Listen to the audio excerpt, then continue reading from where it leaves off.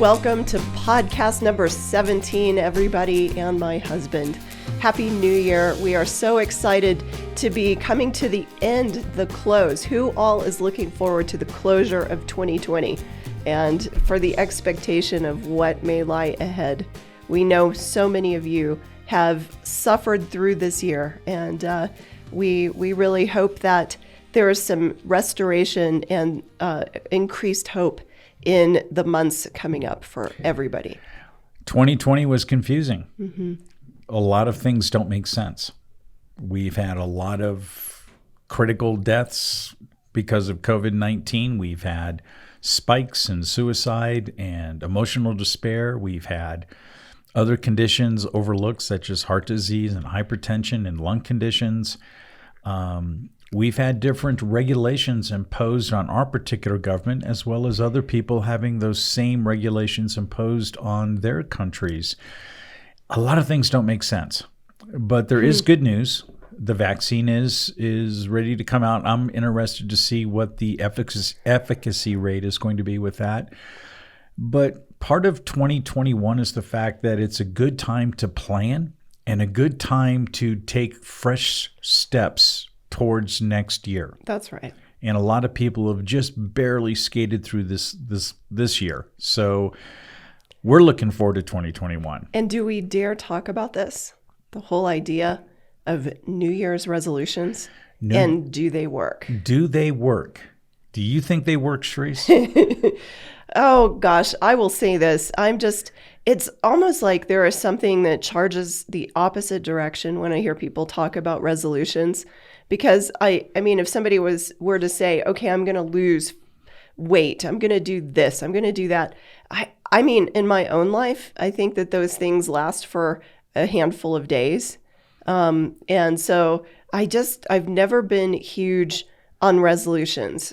For me, something that has been effective, and I will say, I can't say that it was effective for 2020, but the year prior to that, we started coming up with the idea of coming up with a word for the year, asking God for a word for the year and one word. And so I will say that for me, that's been one of the most effective things. So what was your word for 2019? It was beloved. And my word? Found. Found. You put them together, and that's a pretty beautiful message. It is. And let me say it. Yes, Sharice. Beloved, you're found. Yes. But I was looking at found into the perspective of the depths of suffering. I think that it was profound the way that you expressed the word found. Yes. Can you say do you remember exactly what that represented, or the way that you expressed it then? Because I remember. It's right on the tip of my tongue. Well, you're looking for words to fill into my sentences. I just said that word meant a lot to me when it comes in particular to being found in my pain. Right. That's right. That's what it is. And so when I was found in my pain, it was a message of Jesus even going deeper in the layers to say, I have found you in a new way. I've connected with you. That's so powerful. And because of that, because of finding him even deeper, the strength of his calling on my life, that's how this platform is birthed. Mm-hmm. That's how we're getting the message out. But for 2020, look how quickly New Year's resolutions or choosing one word disappeared. Absolutely. Nothing went our way. Vanished. Gone. So talking about New Year's resolutions usually deals with goal setting. Mm-hmm. And in my younger years, when I was ambitious as a young doctor, goal setting was huge. I usually achieved more than the goals that I wrote down. I'm glad you don't boast about it. No, here's what's funny. I probably didn't set the bar high enough. I just did the things that I knew I could do. I no longer goal set. I follow strategies. Goals don't work for me. They haven't worked for our business. Let's take Selly Group Real Estate, for instance. We haven't had one sales meeting in 24 years. Not in the sense of setting goals for sales projections. Shrees. Yep. We haven't had one sales meeting with our brokers. Now, what we do is mastermind meetings. Now, we know the particulars with the Excel spreadsheets and the numbers and the statistics and the commission rates and the sales projections and those kind of things. But we never created a competitive environment. We focused more on strategies. And as a result, our business has been top 1% to 2% in sales. And sometimes the strategy was the art of unselling something. Right. It was meeting with a couple, and one of my agents, former agents, he helped counsel a family and counsel a couple to stay in their marriage instead of to sell the home. Right. How do you put that on a board? Right. But the point I was making, okay, Shrees, is that we were still 1% to 2% in the top realm of sales in Colorado Springs for the last 24 years. That's without a sales meeting. So what we've done is more prayer, handing our business to God. What are the strategies to get to different places? It seems like God has moved us into places and positions more than what we've established with our own goal setting. I know for me, here's when it stopped. Here's when I stopped setting up goals for myself. I developed a tension within my spirit that I wasn't following God, that I was taking control of my own life. Here I am setting these goals. Here's the direction of where I'm going. And that didn't necessarily connect or fill or was made complete by moving into the will of God. So when we see in Scripture that we're the clay and He's the potter and all of us are the work of His hand, I let go of that tight-fisted approach to setting goals. I moved into guideposts or strategies. How do I make plans knowing that the purposes of God are still going to be made known in my life? How do we do that with our businesses, the platform, our family, our church, the friends that we're involved with ministries? How do we keep not just a firm grip, but more importantly, how do we open up our hand to surrender to what God's doing and showing us with each one of these avenues in our life? So that's why we really haven't set goals. So as far as New Year's resolutions, right? I think it's imperative to understand the dynamics with the numbers and statistics, and to inspect, again, this idea of inspecting the ground that you're walking on. Is it holy? Is it sacred? What is supposed to happen in this place? Is the ground fertile? And that includes your heart and guarding your heart at times. How do we move forward with power and strength and optimism and hope, and with the direction of the Holy Spirit in our life, especially when we're walking through the minefields of pain? How do we do that? And so in order to keep those questions open, and in order to keep those hands open to that, you have to say, hey, listen, I'm going to just have a lighter approach to goal setting, and I'm going to move into strategies. That's what we've done, and it's been very successful. Yep. So why don't you start us on the next section here? Well, you've worked so hard about the 10 Commandments of Solving Issues, and this is a book called Traction. Who is the author? It's Gino Wickman. Right. So I like that you mentioned strategies, and so as we're going through this, let's look at it effectively as strategies. I think that's really an awesome way to do it. Solving issues, that's a big deal. I think it's much more important than goal setting within itself is to solve issues, right? Because once we have those things resolved, we can move on to what God has really called us to do. Right. And this book is a business book. And there's a 10 Commandments section to the book. And I enjoyed reading it. I enjoyed thinking through it. I think when we're dealing with chronic pain let's say we're dealing with painful adversity or so many different circumstances coming at us at one time. Mm-hmm. I think one of the most difficult things is to make a decision. I would agree. If you don't make a decision, you don't solve that issue, or you don't, if you're running around a track and you eventually have to jump over the hurdle, you don't do it. And you don't want to run into that hurdle every time and fall down and come up with an additional injury. So there are some issues that are unsolvable, but I like what Mr. Wickman has written on this particular section. Why don't you go ahead and read off those 10 commandments, and then we'll go through those. Okay. So, number 1, thou shalt not rule by consensus. Number 2, thou shalt not be a weenie. Oh, boy. Number 3, thou shalt be decisive. Number 4, thou shalt not rely on secondhand information. Number 5, thou shalt fight for the greater good. Number 6, thou shalt not try to solve them all.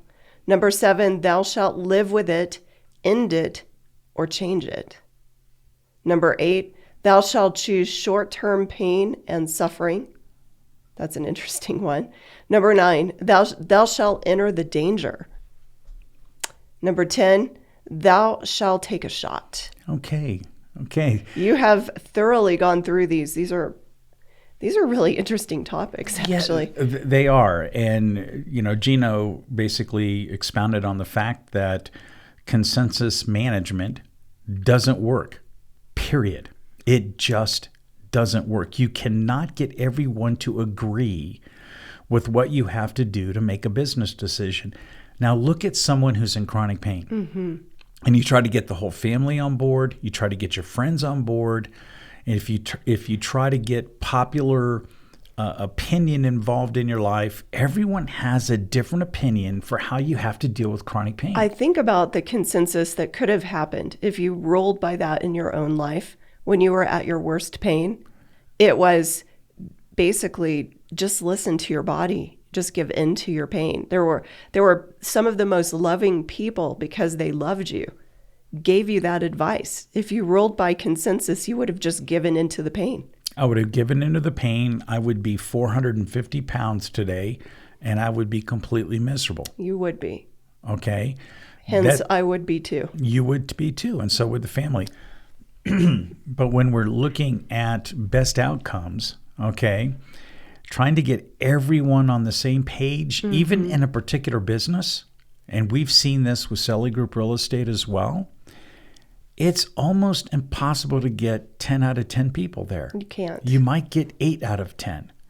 And usually the worst cases that happen in business is when you're dealing with a family generation type business. Mm-hmm. Okay, when you're handing it down to the kids, right, and so on and so on. It's hard to get people on the same page. The same thing happens with chronic pain. It's hard to bring people on the same page. It's funny because instead of consensus, it's more about God's voice. Right. It's more about that tiny whisper that is the opposite spirit of what's going against you. Right. It's hearing that over hearing the loud crowds and the masses around you.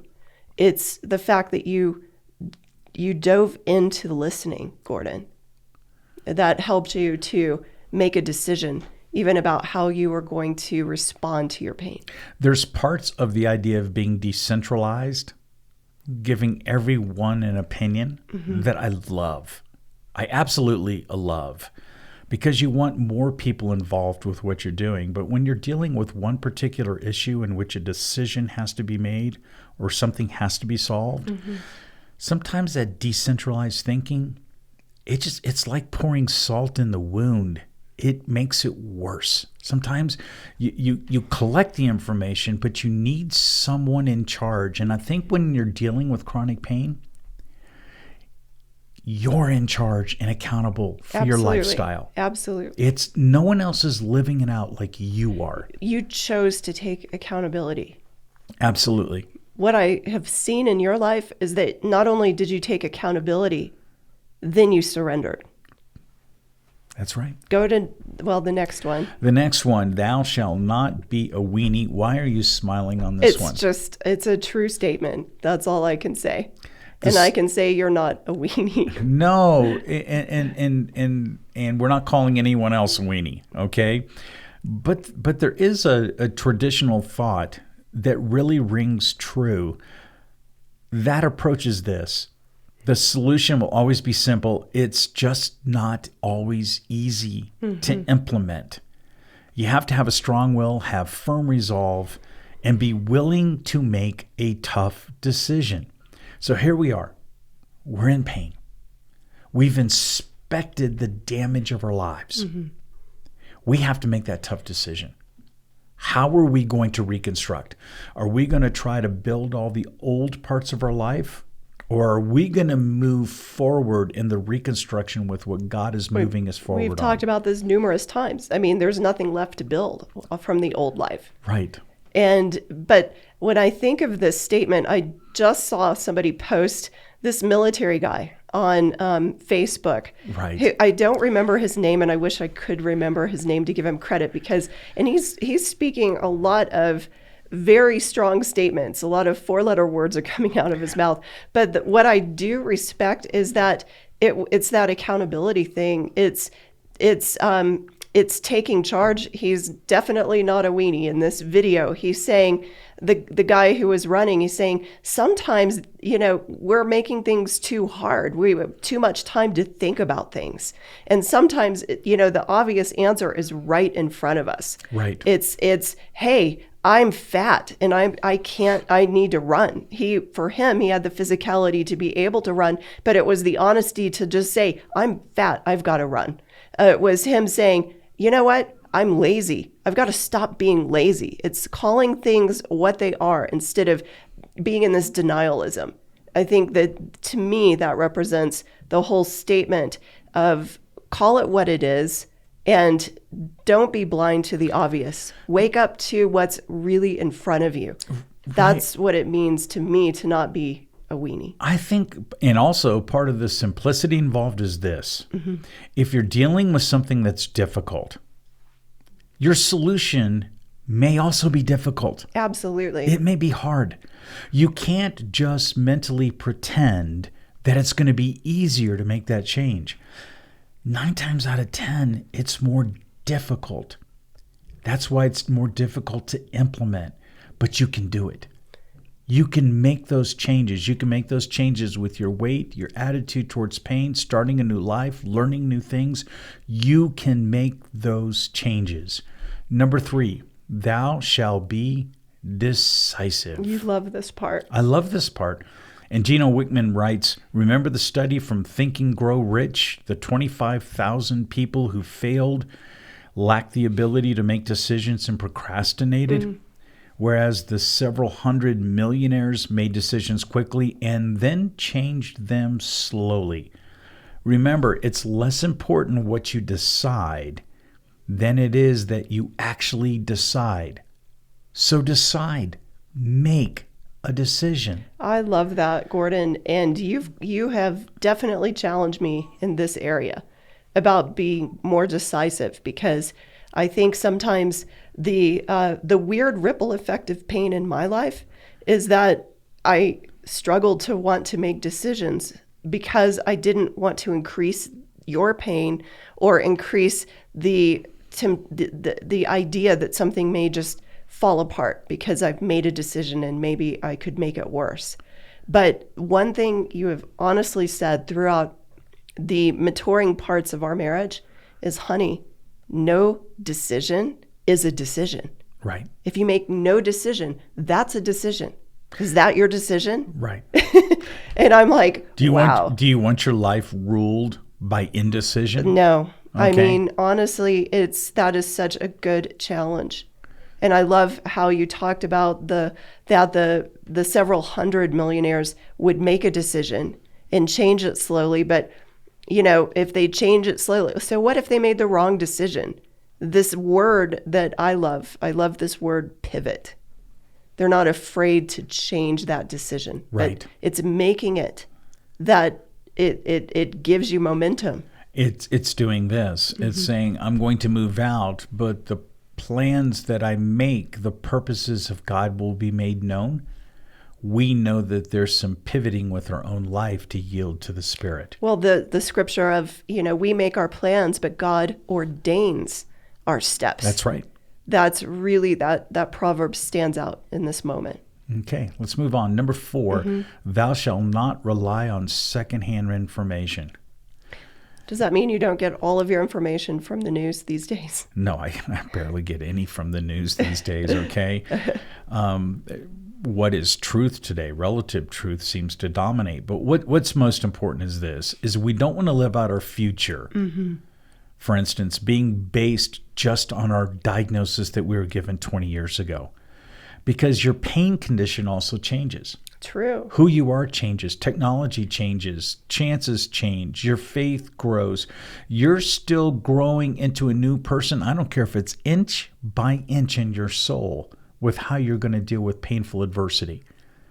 So don't just rely on something that's old and dusty and pretend that that's going to work for you. So if you relied on that, just walking it out. I would be disabled today, permanently and totally disabled, never working, never doing one thing. Right. That would have been your label. That was and you my would have label. just lived it out. That's what the doctor said. That's what some of the closest people in your life said. So if you really did rely on secondhand information, you could have never had the eyes to see the new that God was pouring into you. That's correct. That's correct. Number 5, thou shalt fight for the greater good. In other words, focus on the vision for your life. If you stay focused on the greater good, it will lead you to better and faster decisions. And sometimes, I know this with pain, we get caught in our own personal cocoon. We look for soothing. We're in a bubble. We don't want one other thing loading our life down, one other thing that can hurt us. But when you start looking outside yourself for the greater good, whether it's another project or another person or whatever is put on your heart, you're going to find that you're going to start ridding these unnecessary compulsions that you have with your life, and you're going to focus on things that are greater, and you're actually going to walk with more hope. I love it. And restore joy. And, the truth is that the question is, God, what is the greater good that you're doing in my pain? Right. What is the greater good? And a lot of times it's hard to see that. But it's there. It's certainly not something that we want, but there is a greater good being worked out. That's right. That's right, Shrees. Thou shalt not try to solve all the problems. Don't look at me when you say that. Okay? Take issues one at a time. Prioritize your issues. You're never going to solve all of the unanswered questions for your life. And that means from the first step of life to the last step before death, you're not going to be able to solve all the problems. You have to learn to let some of them go. Preach it. This is my biggest issue, honestly. Well, I think it's also a sense of control. Okay? And our flesh wants us to have control, and we try to live the best life possible and put on the fake smile when we're in pain and those type of different things. Listen, there's problems we can't solve. We have to live, okay, be reconciled to God. We have to live with this idea that we're going to live in a spirit of truth and honesty. And I can't solve it all on this side of the pain. Like on being the spouse of one who lives in pain, the biggest temptation is to want to solve it all to help you. Right. And to help our kids or to help whatever that's around us. And I'll tell you what, it's a bomb that backfires on me every time. Right. I can't solve it all. Right. Sometimes it makes it harder for you and me. It often makes it harder for you. Yes, we realize that, Shrees. Well, this is not total confession time, is it? Before our podcast turns into personal therapy, let's move on to number 7. Okay, thou shalt live with it, end it, or change it. In other words, in solving an issue, you have 3 options. You can either live with it, You can end it or you can change it. You do have choices. You can decide just based on these 3 filters. Okay? Are you going to live with how you're living?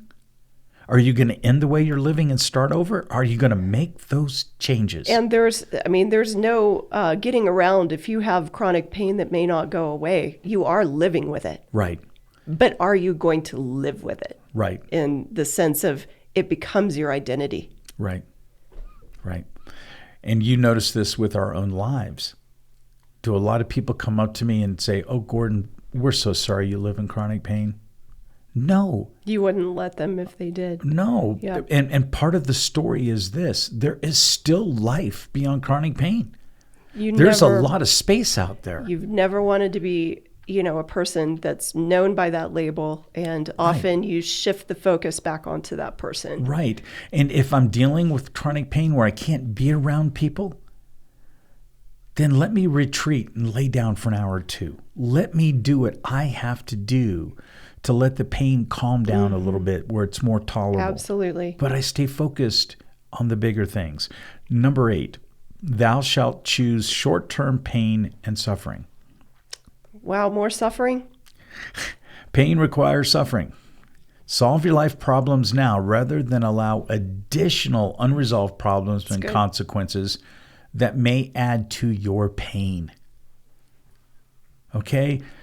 Go ahead and make the tough decisions now. Don't let an accumulation of pain add to this whole big container of suffering for your life. And they could be very small decisions, right? Right. But they pile up. They pile up. If you don't make a decision. And then I can see that. It doesn't mean that the pain ends, but the unresolved things that God has given in your ability to resolve, do it. Right. Just do it. A simple example is this, before we move on. I went to a functional medicine doctor 2 years ago. And I really didn't have to go. Right. But we went. Okay. It costs a lot of money, thousands of dollars. Mm-hmm. But I realized this, even though I had lost weight for years, there was something in my body where I was completely fatigued. Mm-hmm. So I could either do this, deal with the short-term pain of going through 5 different detoxes on my organs and eat no sugar for a year and experiment with different things, or do I just let the fatigue grow in my body and not try anything new, which would add to more suffering? That's right. So I made a choice. I went to a functional medicine doctor. Let's go to the next one. Number 9, thou shalt enter the danger. The issue that you fear the most is the one you most need to discuss and resolve. I love it. Boy, that does pertain to business and personal life. It does. It pertains to everything about life. Right. So the things that we fear, we do not want to end up living with the consequences of those fears. And it's been said many times that what people fear usually will happen. Right. And it's because the focus becomes that instead of on the truth. Right. And so walking in front of your pain, walking in front of insufficiency, poverty, identity shattered, whatever it is, walking in front of it and talking to God and connecting with God and communicating with God and trusting God, not trusting in the damage. That's right. But trusting in God, you start to walk with that. And the further you go down that path, the further you go down the road of life in your faith, the less you will fear. Because Absolutely. you trust God. You know that God becomes a centralized theme to who you are and what you do. I think of this, when thou shalt enter the danger, do it. Enter that danger. Right. But do it knowing that perfect love casts out fear. He gives us perfect love to cast out the fear. So we will enter that danger, but we'll do it in love instead of fear. Right. Right. That's beautiful. The last one, thou shalt take a shot. In other words, taking a shot means that you would propose a solution. Don't wait around for someone else to solve your life's problems. Take a risk. Take a shot at it. Take a different choice. Take a chance. It's good. It's freeing. It's freedom. And you can do that based on your faith, based on your knowledge, based on what's going on. But you're allowed to live in nonconformity to world standards. You Right. don't have to be conformed to the world Right. in order to develop your ambitions and passions and get your idea of security from it. I love it. Take a shot. That's right. And I'm thinking of your health. I know this. I took a shot. Mm-hmm. I took a risk.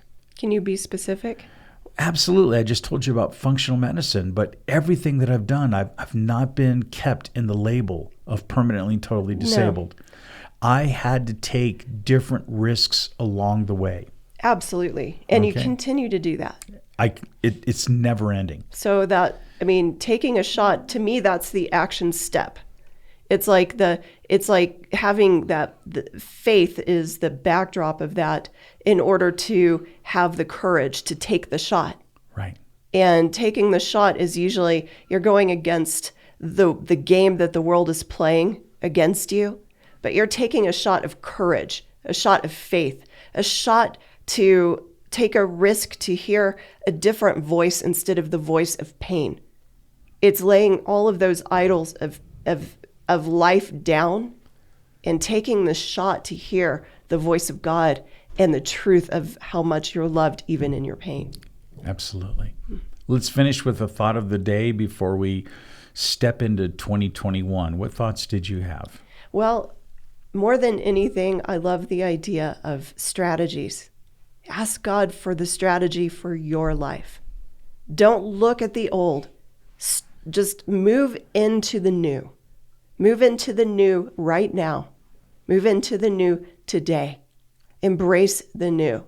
And strategies can help. Ask God for the strategies for your life because they are there. Get into motion. Get into motion. Right. I have two things. Make a decision today to really live, regardless of the capacity for which you began. Make that decision. And number two, before I step into 2021, I want to apologize to you for any times that I've had shortcomings in 2020. I want to walk as a renewed, complete, whole man this next year as much as possible. I want to move forward with humility and strength. And I pray that a lot of people can do that in their marriages as well as in their personal and professional lives.